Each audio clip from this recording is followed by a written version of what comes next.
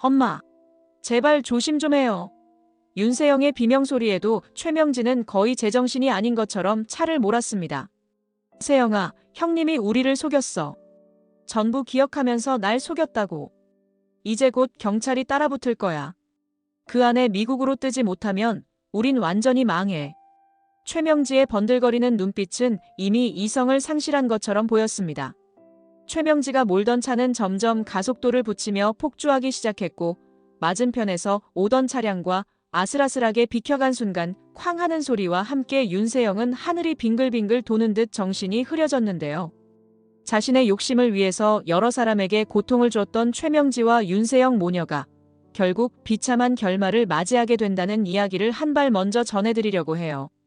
그 전에 오늘도 보러 와주셔서 감사합니다. 여러분들의 가정에 평안과 행복이 깃들기를 바라며 신데렐라 게임 리뷰 시작하겠습니다. 휘청거리는 형광등 불빛 아래 저택의 긴 복도 끝에서 날카로운 침묵이 흐르고 있었습니다. 어딘가 으스스하고 차가운 공기가 감돌았지만 최명진은 조금의 망설임도 없이 휠체어를 밀고 있었습니다. 휠체어에 앉은 신여진은 머리를 숙인 채 힘없이 묶인 팔걸이에 손가락 하나 까딱할 수도 없는 상태처럼 보였습니다. 그러나 가까이 다가가면 숨죽인 듯 희미하게 떨리는 숨소리가 들렸습니다. 그 순간 최명지의 표정은 묘하게 비틀렸고 억눌린 증오가 번뜩이며 빛났습니다. 조용히 하부 계단까지 다다르자 최명진은 의도적으로 휠체어를 계단 바로 앞까지 세웠습니다. 마치 일부러 위치를 조정하는 듯 바퀴가 낭떠러지처럼 내려가는 첫 단을 향해 아슬아슬하게 걸쳐 있었습니다. 신여진은 미세하게 눈을 깜빡였지만 힘겹게 고개를 돌리진 못했습니다. 최명진은 그런 신여진을 확인하듯 살짝 돌아보고 의문스러운 미소를 지었습니다. 이렇게까지 만든 건 다 당신 잘못이야. 매정하게 잘못이라는 단어가 튀어나오는 동시에 최명진은 휠체어 손잡이를 살짝 움켜쥐었습니다. 그녀의 소나귀에서 느껴지는 힘이 굳어지는 게 분명했습니다. 그리고는 주저없이 바퀴를 앞쪽으로 밀어버렸습니다. 순식간에 균형을 잃은 휠체어는 계단 아래로 굴러떨어지면서 커다란 굉음과 함께 금속 부딪히는 소리를 냈습니다. 신여진이 계단을 구르며 낮게 신음했습니다.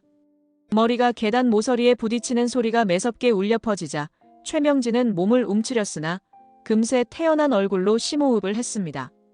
지독한 충격에 의해 튀어오른 핏방울이 계단 벽에 찍혀 섬뜩함을 더했고 휠체어는 한쪽 팔걸이가 부러진 채 멈춰섰습니다. 어떡해.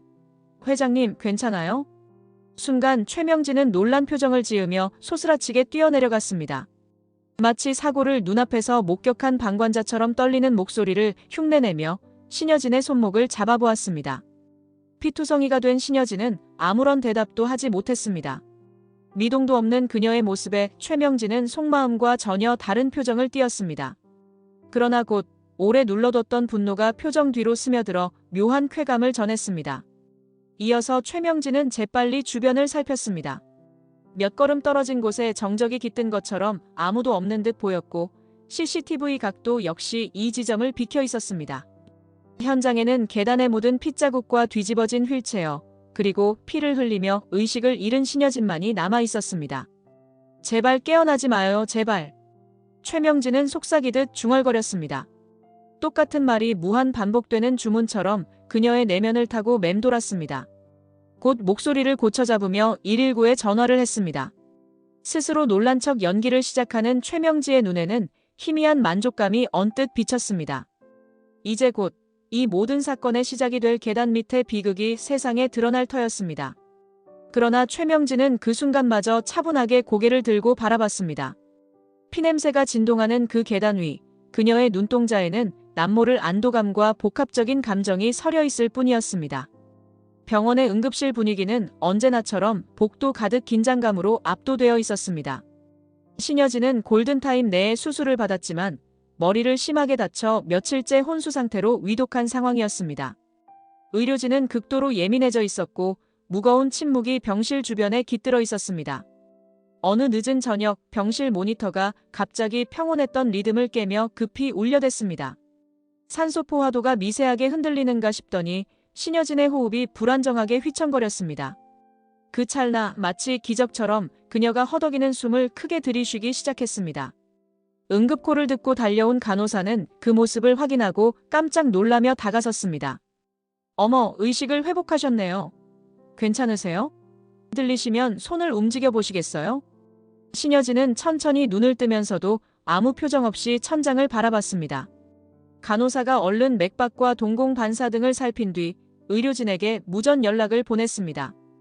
이윽고 들어온 다른 간호사와 레지던트 의사가 신여진의 상태를 면밀히 체크했습니다. 정말 다행이에요. 아직 정밀 검사는 더 필요하긴 한데요. 혹시 뭐 기억나는 거 있으세요? 사고가 어떻게 났는지라든가 가족이라든가.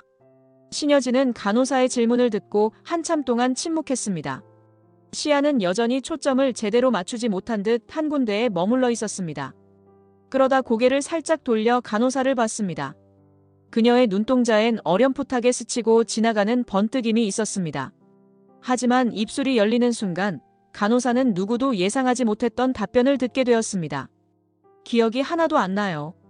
여기가 어디인지도 잘 모르겠어요. 순간 간호사는 당황하면서도 안도감에 미묘하게 젖었습니다. 갑작스럽지만 마침내 의식을 찾았다는 사실 자체가 경이로웠습니다. 의료진 중 몇 명은 생존 가능성이 높아졌다고 기뻐하며 외부에 보고했습니다. 복도에 몰려있던 병문안객도 그 소식에 안심한 듯 무거운 숨을 내쉬었습니다. 그러나 정작 신여진의 내면에는 희미한 냉기가 감돌고 있었습니다. 그녀는 분명히 기억하고 있었습니다. 머리를 부딪히기 직전 순간까지 최명지가 휠체어를 밀어버린 그 잔혹한 장면을 선명히 되짚고 있었습니다. 기억이 안 난다는 말은 철저한 연기일 뿐 아직 완벽히 체력이 돌아오지 않아 복수하기엔 이른 시점이라 스스로 판단한 것이었습니다. 조금만 더 기다리자 신여진은 한 차례 눈을 질끈 감으며 속으로 다짐했습니다. 내가 당한 그대로 반드시 되갚을 기회를 잡을 거야. 의료진과 간호사가 분주히 움직이며 호들갑을 떠는 그 와중에 신여진은 조용히 숨을 고르며 사고 전후의 모든 기억을 완벽하게 떠올렸습니다. 일단은 자신을 약자로 보게 놔둡니다. 그래야 상대가 방심할 터였습니다. 속 깊은 곳에 도사린 복수심이 서서히 도드라지면서 그녀는 다시 한번 눈을 지그시 감았습니다. 아무것도 모르는 척 부드러운 숨소리만을 뱉으며 모든 걸 잊은 환자의 모습으로 주변을 안심시킬 뿐이었습니다. 병실 안에는 정막이 감돌았습니다. 평소 같으면 방문객들이 줄이어 들어올 시간이었지만 신여진이 깨어났다는 소식은 아직 극히 일부만 알고 있는 상태였습니다. 최명진은 조용히 문을 열고 들어오며 침대에 반쯤 기대어 앉아있는 신여진을 보았습니다. 머리에 둘린 붕대 자국이 희미하지만 선명하게 남아있었고 호흡기는 여전히 코에 걸쳐져 있었습니다. 최명진은 마음 한구석에 섬뜩함을 느끼면서도 신여진이 제대로 기억을 못한다는 말에 안도감을 갖고 있었습니다. 불안과 안심이 엇갈리는 복잡한 심정으로 침대 가까이 다가가자 신여진은 놀라운 기색 없이 최명지를 바라보았습니다. 왔네. 그 짧은 말에 등줄기가 서늘해지는 기분을 억누르려 최명진은 최대한 밝은 듯한 표정을 지었습니다. 몸은 좀 어떠세요? 아직 다 낫지 않으셨을 텐데 필요하신 거 있으시면 꼭 말씀해 주세요. 그녀의 말투엔 어색하게 깃든 상냥함이 묻어 있었습니다. 신여진은 잠시 침묵을 지키다가 고개를 갸웃하며 몽롱한 목소리를 냈습니다. 몸 내가 왜 이렇게 된 건지 잘 기억이 안 나. 사고라던데. 최명진은 그 말에 가슴이 철렁 내려앉았습니다. 하지만 이내 스스로를 진정시키며 고개를 저었고 애써 입술을 올렸습니다. 무슨 사고였는지 저도 깜짝 놀랐어요. 병원에서 연락받았을 때 정말 심장이 내려앉는 줄 알았어요. 속으론 정말 이 상태로 기억을 못하길 하고 생각하며 최명진은 신여진의 얼굴색을 주시했습니다. 그런데 신여진은 희미하게 무표정한 미소를 지은 채 무심코 바닥 어디쯤을 응시하며 중얼거렸습니다. 수첩 어디 있지? 뭔가 중요한 게 있었는데 잘 기억이 안 나. 순간 최명진은 수첩이라는 단어에 얼굴이 굳어버렸습니다. 속으로 역시 저걸 떠올리는 건가 하고 식은땀을 흘렸습니다. 한숨 돌린 줄 알았던 불안이 다시 가슴을 죄어왔습니다. 수첩 같은 건 몰라요. 제가 방도 다 살펴봤는데 전혀 없었어요. 혹시 꿈에서 그런 걸 보신 거 아닐까요? 목소리에 묘하게 떨림이 배어나오자 신여진은 짐짓 고개를 끄덕이며 다시 시선을 내렸습니다. 그러고는 최명지를 잠시 올려다보며 의미심장한 미소를 흘렸습니다. 그 모습이 하도 섬뜩해 최명진은 시선을 돌리고야 말았습니다. 그렇지만 신여진의 내면은 불꽃처럼 이글거리고 있었습니다. 최명지의 반응, 그리고 수첩이라는 말에 대한 과민한 태도는 모든 걸 말해주고 있었습니다. 아직 내가 그렇게 약해 보이나 보군. 괜찮아. 그 불안이 커질수록 더 자멸하게 될 테니. 신여진은 차분히 숨을 들이마셨습니다. 자신을 쓰러뜨린 자에게 지금부터 다시 함정을 파기 위해 얼마 안 있어 충격적인 진실을 전부 되돌려줄 생각에 그녀의 눈빛은 놀랍도록 맑고 날카롭게 빛나고 있었습니다. 바깥 복도 창문으로 쏟아지는 햇빛이 병원의 차가운 분위기를 조금은 달래주는 듯 보였습니다. 구지석과 구하나는 복도 한켠에서 작은 테이블을 사이에 두고 앉아 최근 상황을 정리하고 있었습니다. 지나가는 간호사들이 바쁘게 걸음을 옮기는 동안에도 둘은 신락 같은 정보라도 놓칠까봐 진지하게 토론을 이어갔습니다. 누나, 이번에 회장님 깨어난 뒤로 좀 달라 보이지 않아? 눈빛이 예전보다 훨씬 맑아졌던데. 구하나는 고개를 끄덕이며 테이블 위에 펼쳐둔 서류를 살폈습니다. 여기엔 휠체어 사고에 대한 병원 기록, CCTV 유무에 대한 탐문 등이 빼곡히 정리돼 있었습니다. 맞아. 처음엔 진짜 기억 잃은 것처럼 보였는데 내가 병실 문틈으로 본 신 회장 얼굴은 전혀 혼란스러운 사람이 아니었어. 오히려 뭔가 계획 세우고 있는 느낌이더라. 구지석은 깊은 한숨을 쉬며 서류 한 장을 톡톡 두드렸습니다. 최명지가 일부러 사고 낸 건 거의 확실한데 문제는 증거야. 신 회장도 일부러 명지를 안심시키려는 건지 계속 딴소리만 흘리고 있고. 구하나는 목소리를 낮추며 주변을 둘러보았습니다. 내가 보기엔 신 회장이 거꾸로 최명지를 함정에 빠뜨리려고 하는 것 같아. 수첩 얘기 자꾸 꺼내는 것도 최명지 흔들려는 거고. 구지석은 잠시 생각에 잠겼다가 천천히 말을 이었습니다. 수첩이라고? 구하나는 고개를 끄덕였습니다. 윤 선생님도 그 수첩 얘기를 했어. 유진이의 뺑소니 사건에도 관여된 증거들이 들어있다고 하더라고. 아마 최명지랑 조 형사가 깊게 연루되어 있는 것 같아. 구지석은 주먹을 꽉 쥐었다 펴며 분노를 억눌렀습니다. 자신들의 부모가 당했던 일, 그리고 구하나가 힘들게 살아온 과정이 떠오른 듯 했습니다. 그럼 결국 신 회장이 기억 잃은 척하면서 최명지 쪽에서 실수하길 기다리고 있는 거네. 우리도 이제 움직여야겠다. 구하나는 결연한 표정으로 고개를 끄덕였습니다. 병실 문 안에서부터 느껴지는 신여진의 맑은 시선이 이번엔 적이 아닌 동지로서 힘을 실어줄 거라 믿고 있었습니다. 수첩만 찾으면 모든 게 끝날 거야. 최명지랑 조 형사가 숨겨놓은 그 더러운 진실 다 까발려야지. 둘은 자리에서 일어나며 동시에 병실 쪽을 돌아보았습니다. 신여진이 보이지 않는 곳에서 어떤 심산으로 미소를 짓고 있을지. 그리고 그 미소가 최명지를 향한 복수의 초석이 될 거라는 예감을 안고 구지석과 구하나는 발걸음을 재촉했습니다. 더 이상 늦출 수 없는 싸움이라는 사실을 잘 알고 있었기 때문이었습니다. 윤성호가 마련한 작은 사무실은 바깥과 철저히 단절된 느낌이었습니다. 창문엔 블라인드가 쳐있고 벽 한쪽에는 서류가 빼곡히 정리되어 있었습니다. 빛바랜 서류들 사이에는 최근의 조사 자료들이 섞여 있었습니다. 구하나는 이곳이 아무에게도 노출되지 않은 비밀기지 같은 느낌이라며 들어서자마자 미묘한 안도감을 느꼈습니다. 그때 서류를 뒤적이던 윤성호가 깊은 목소리로 입을 열었습니다. 최명지는 생각보다 훨씬 더 교활해요. 흔적을 거의 안 남긴다고 봐야 해요. 예전부터 돈도 슬쩍 빼돌려놨다가 꼭 필요할 때만 살짝 드러내는 식으로 움직였거든요. 구하나는 그의 옆자리에 앉아 윤성호가 펼쳐놓은 금융자료를 유심히 들여다보았습니다. 거기에는 최명지가 관리하는 여러 계좌의 흐름과 그녀가 자주 드나드는 장소 리스트 등이 정리돼 있었습니다. 그럼 수첩은 대체 어디에 있는 걸까요? 저택이나 사무실엔 없다고 하셨잖아요. 윤성호는 노트를 뒤적이다가 한 장을 꺼냈습니다.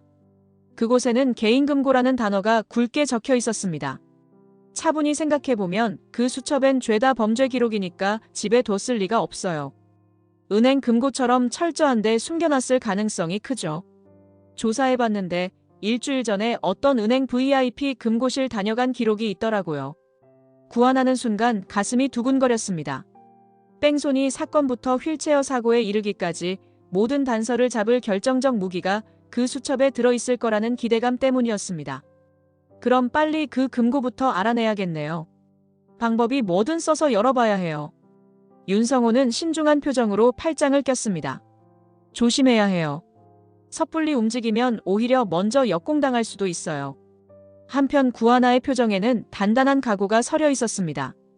윤유진의 죽음을 둘러싼 모든 진실과 자신이 겪은 고통을 되돌려주기 위해서라도 반드시 물증을 잡아야겠다고 생각했습니다. 최명지한테 계속 당하고만 있을 순 없죠. 우리가 수천만 손에 넣으면 법정까지 끌고 갈 수 있어요. 윤성호는 흐릿하게 미소 지으며 서류를 챙겼습니다. 그의 눈빛에는 그래, 네 말이 맞아라는 동의가 담겨 있었습니다. 이 싸움은 최명지를 반드시 멈추게 해야만 끝이 날 전면전이 될 터였습니다. 윤성호는 곧 조심스럽게 컴퓨터를 열고 최명지가 은밀히 거래해온 은행 리스트를 보여주었습니다. 신여진이 입원한 병실은 햇살이 잔잔히 스며드는 오후가 되면 비교적 따사롭게 느껴졌습니다. 그러나 병실 안 공기는 여전히 무겁고 긴장감이 감돌았습니다. 신여진은 머리 쪽 붕대를 점차 풀어가며 미세하게 남은 상처를 만지작거렸습니다. 어느덧 걸을 수 있을 정도로 회복했지만 휠체어 사고로 인한 후유증이 완전히 사라진 것은 아니었습니다. 그때 구하나가 방문에 들어오자 신여진은 고개를 돌려 조용히 그녀를 응시했습니다. 구하나는 조심스레 다가가 눈빛으로 인사를 건넸습니다. 회장님, 오늘 컨디션은 좀 어떠세요? 신여진은 예전처럼 무뚝뚝하고 단호한 표정을 잠시 지었다가 이내 차분히 대답했습니다. 많이 나아졌어. 네가 이렇게 찾아오다니 우린 참 웃긴 인연이지. 둘 사이의 순간 어색함이 스쳐 지나갔지만 곧 신여진이 낮은 음성으로 말을 이었습니다. 최명지가 날 밀었어. 직접 휠체어를 밀었지. 계단에서 굴러떨어질 때 다 봤어. 이 머리 흉터 최명지가 남긴 선물이야. 그 담담한 말에 구하나는 놀라 눈을 크게 떴습니다. 사실상 신여진이 최명지의 범행을 인정한 첫 언급이자 다짐과 같은 고백이었습니다. 어떻게 그럴 수가 있죠? 상상도 못했어요. 그래도 뭐든 증거가 있어야. 그녀의 목소리는 서서히 분노와 슬픔이 뒤섞여 갈라졌습니다. 구하나는 필사적으로 감정을 추스르고 신여진을 향해 말을 이었습니다. 죄송해요. 제가 괜히 흥분했네요. 근데 그냥 너무 분해요. 신여진은 고개를 끄덕이며 창밖을 바라보았습니다. 쏟아지는 햇살이 눈부셨지만 그녀의 표정에는 복잡한 감정이 스며 있었습니다. 네 심정 알지만 지금 당장 움직이면 서로 위험해. 녹취나 증언으론 부족해. 반드시 물증을 잡아야겠지. 구하나는 굳게 결심한 듯 주먹을 쥐며 고개를 끄덕였습니다. 이미 윤성호와 구지석이 개인 금고를 조사하려고 움직이고 있다는 사실을 그녀는 알고 있었습니다. 그 사실은 신여진에게도 희망을 안겨주는 소식이었습니다. 제가 도울 수 있는 거면 뭐든 해볼게요. 신여진은 조용히 숨을 고르며 입술을 굳혔습니다. 사고의 충격으로 아직 몸이 완벽하지는 않았지만 정신만큼은 맑았습니다. 최명지 절대 그냥 안 넘어갈 거야. 그녀는 더 이상 잃을 것도 없이 이제 복수의 목전에 다가와 있었습니다. 병실을 나서는 구하나의 마음에도 뜨거운 분노가 솟구쳤습니다. 이 악연을 끝내기 위해서라도 그녀는 더 이상 뒤로 물러서지 않을 각오였습니다. 곁에서 떨어지기 싫다는 듯 계속 머물렀습니다. 병실 문을 열고 들어서는 은총이의 얼굴에는 걱정으로 가득한 표정이 역력했습니다. 할머니 많이 아파요? 아이의 눈은 금방이라도 눈물을 쏟을 듯 촉촉하게 빛났습니다. 신여진은 의자에 앉아 있다가 은총이를 살며시 안아 올렸습니다. 예전의 신여진이라면 이런 다정함을 잘 보이지 않았겠지만 지금은 달랐습니다. 눈앞에 있는 어린 손자를 지켜야 한다는 마음이 조금 더 부드러워진 태도로 표출되고 있었습니다. 괜찮아. 걱정할 거 없어. 널 지키는 사람들이 많잖니. 구하나도 있고 황진구도 있고. 말끝을 흐린 뒤 신여진은 은총이의 머리를 살며시 쓰다듬었습니다. 아이가 떠는 어깨가 서서히 가라앉는 게 느껴졌습니다. 처음엔 무뚝뚝했던 신여진의 손길도 점점 더 부드럽게 변해갔습니다. 할머니가 또 다치면 전 정말 어떻게 해야 할지 모르겠어요. 신여진은 순간 가슴이 뭉클해졌습니다. 최명지의 악행 때문에 자신이 크게 다쳤음에도 은총이는 그저 아무것도 모른 채 두려워하고 있었던 것입니다. 아이를 더 이상 위험에 내몰고 싶지 않다는 결심이 신여진의 마음에서 더욱 뜨겁게 끓어올랐습니다. 다신 그런 일 없을 거야. 내가 잘 버틸 테니까 은총 넌 네가 하고 싶은 걸 하며 지내면 돼. 학교에도 열심히 다니고 하고 싶은 것도 해봐. 아이 같은 미소를 띠려고 애쓰며 신여진은 살며시 입술을 끌어올렸습니다. 은총이는 한참을 그녀의 품에 머물다가 눈물을 훔치고 작게 고개를 끄덕였습니다. 정말 다신 안 아플 거죠? 진짜죠? 그래. 할머니 널 지켜야 하니까. 여기서 끝낼 순 없어. 은총이는 그 말에 미소를 되찾았습니다. 신여진이 이렇게 단호하고 따뜻한 말을 해주는 건 그리 흔치 않은 일이었습니다. 아이가 병실 소파에 앉아 그림책을 펼치고 뭔가를 끼적이는 동안 신여진은 생각에 잠겼습니다. 다시금 머릿속을 스치는 건 최명지의 배신과 그 계단, 그리고 수첩에 담긴 증거들이었습니다. 지금껏 내 욕망 때문에 가족과 주변을 돌보지 못했지만 은총이만은 절대 잃어선 안 돼. 신여진은 은총이를 한 번 더 돌아보고 그 마음을 굳건히 했습니다. 아이가 병실 안에서 그림책을 펼쳐보며 환하게 웃을 때 신여진은 속으로 다시 결의를 다졌습니다. 명지가 무슨 짓을 해도 나는 네 곁을 지킬 테니. 이른 오전부터 병원 복도를 서성이던 신여진은 의사들의 회진 이후에 혼자 휠체어를 밀고 휴게실 쪽으로 향했습니다. 다리가 온전치 않았지만 스스로 움직이려는 의지가 강해 보였습니다. 평소처럼 무표정한 눈빛이었으나 속으로는 깊은 계산이 굴러가고 있었습니다. 그때 문득 뒤에서 낯익은 목소리가 들려왔습니다. 회장님, 여기 계셨네요.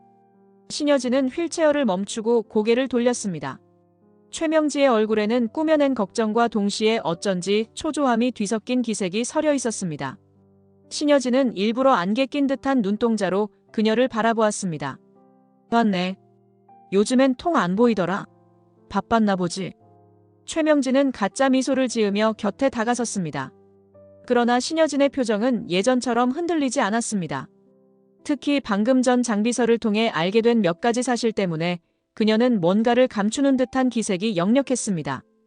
근데 말이야, 예전에 수첩 같은 걸 내가 가지고 있었던 것 같기도 한데. 어딨더라? 순간 최명지의 눈이 흔들렸습니다.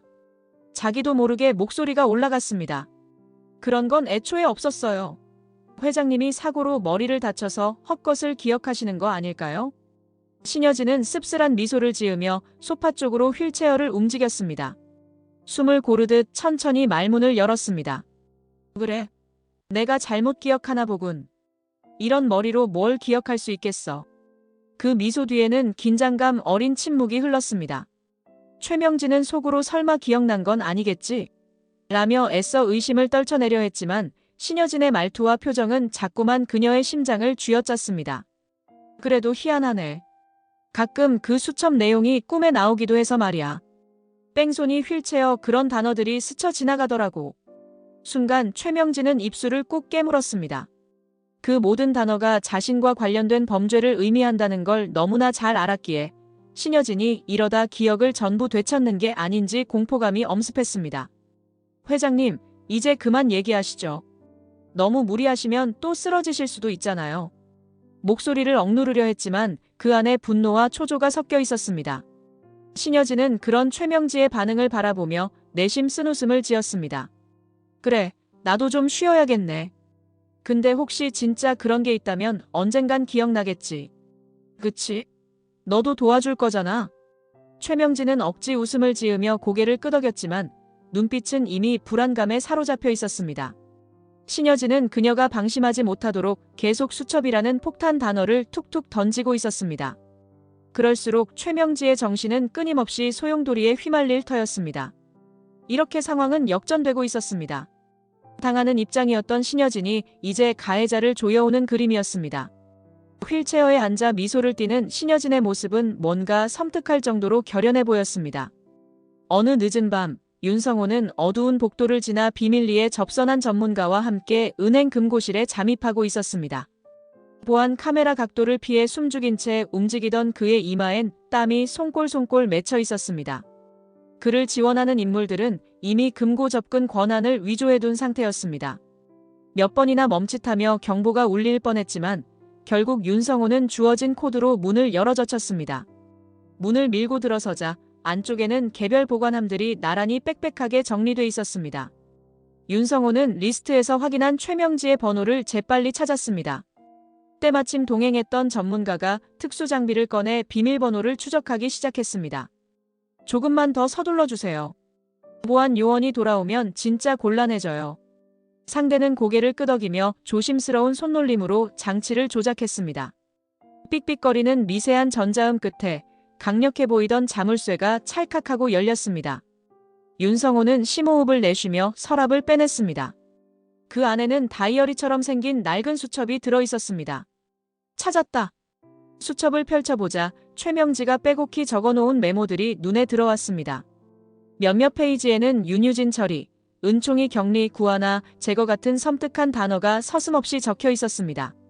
눈을 움직일 때마다 더욱 끔찍한 범죄 계획들이 비칠 때 윤성호는 치를 떨며 숨을 골랐습니다. 그러나 여기서 끝이 아니었습니다. 한쪽 페이지에는 조 형사가 한 행적과 금품 수수 내역이 작성돼 있었고 윤유진 뺑소니 사고의 구체적인 지시 정황마저 드러나 있었습니다. 실로 믿기 힘들 만큼 범죄 사실을 꼼꼼하게 정리해둔 셈이었습니다. 이 수첩이면 모든 게 증명돼. 최명지가 얼마나 잔혹한 짓을 했는지 빼도 박도 못하겠지. 곧 윤성호는 휴대폰으로 연락을 넣었습니다.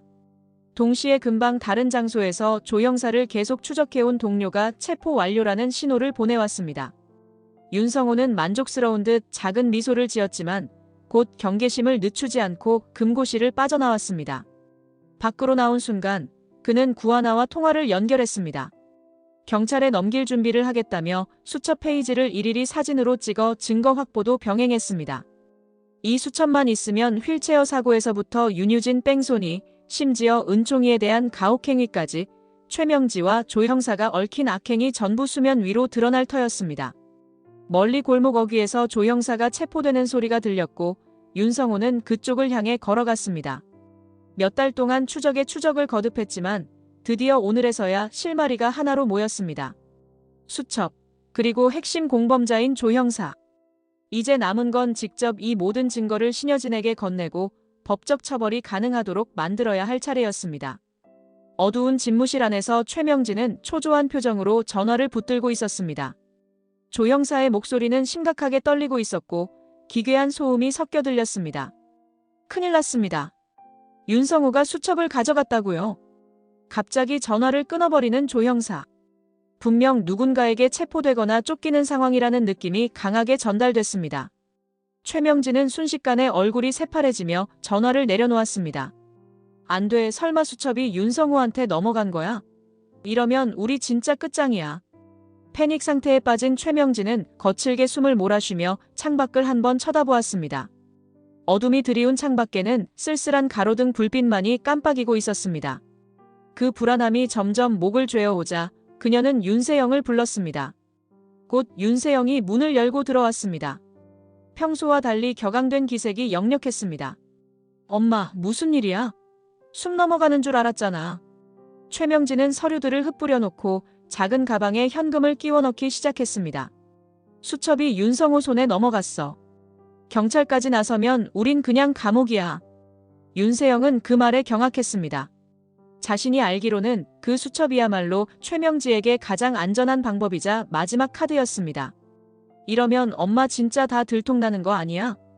최명지는 이성을 되찾으려는 듯 머리를 감싸쥐고 한숨을 길게 뱉었습니다. 당장 미국으로 튀어야 해.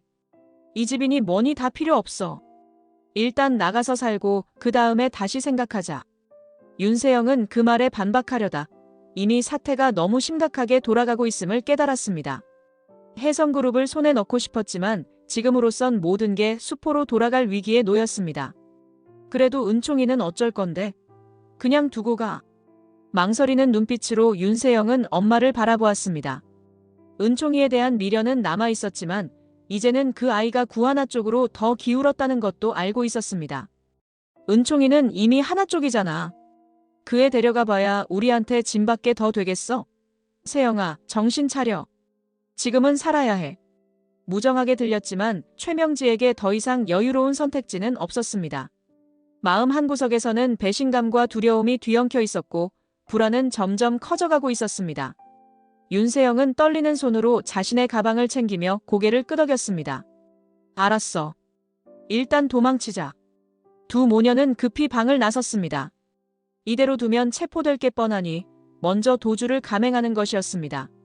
현관을 나서는 순간까지도 최명진은 뒤를 힐끗 쳐다보았습니다.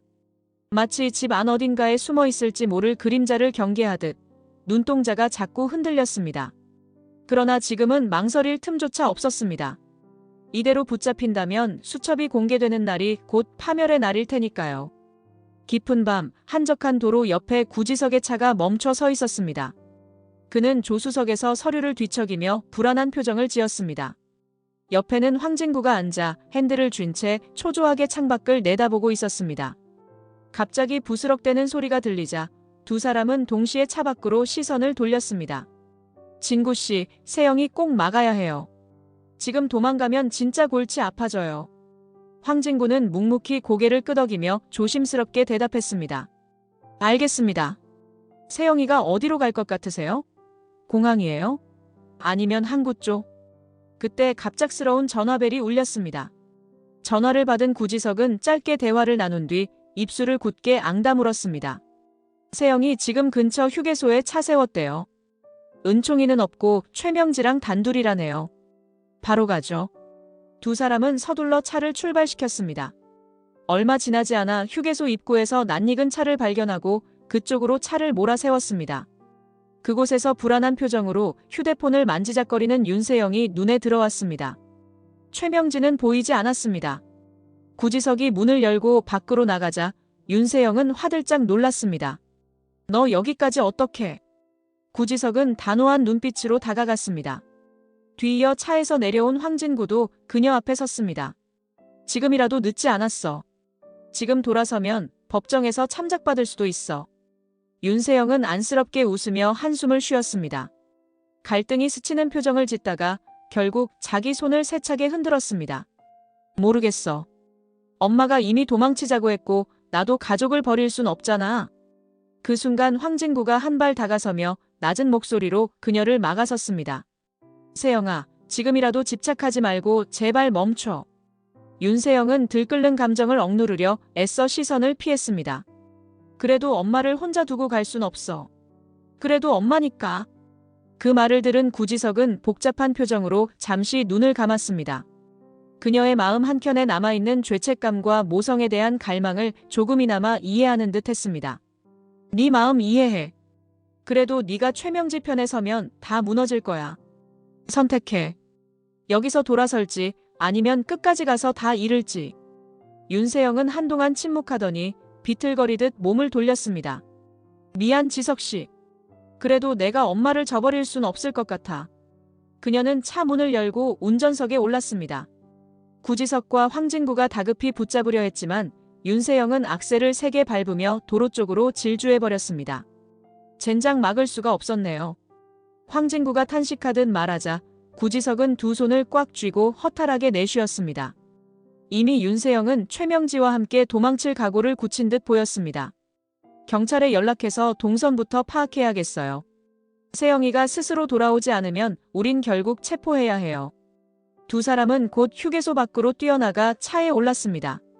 밤하늘 아래로 이어지는 어두운 도로에서 윤세영과 최명진은 도피의 마지막 장면을 향해 달려가고 있었습니다.